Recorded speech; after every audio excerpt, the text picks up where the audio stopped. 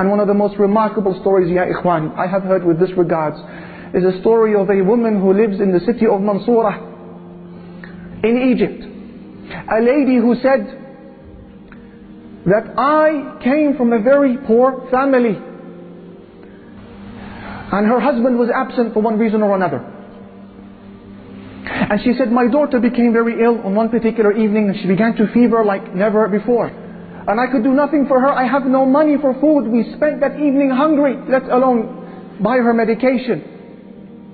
And I would pray 2 rak'at to Allah Almighty, 2 units, and call upon Him and attend to my daughter. And pray and call and place my trust in Him and call to my daughter.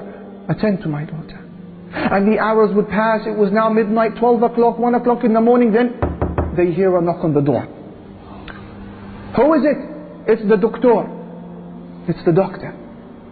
So the lady, she puts on her hijab. She opens the door. Assalamu alaikum. Wa alaikum assalam. Where is the girl? He says.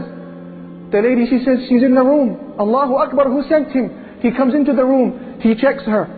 Prescribes for her medication. And then leaves the house. And he says, payment please.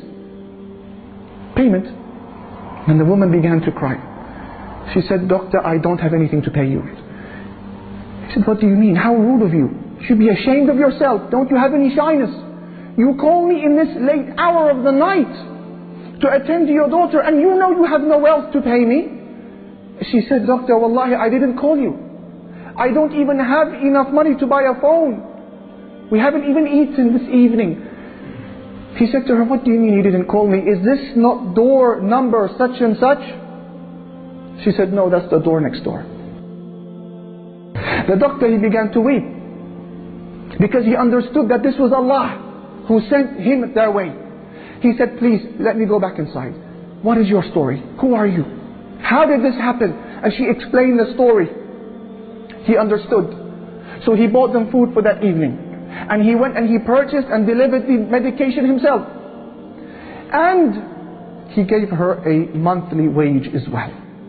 And I'm sure that if I ask any one of these brothers to mention a similar story, you could. When you needed Allah, you had nobody to ask but Him, and you were given.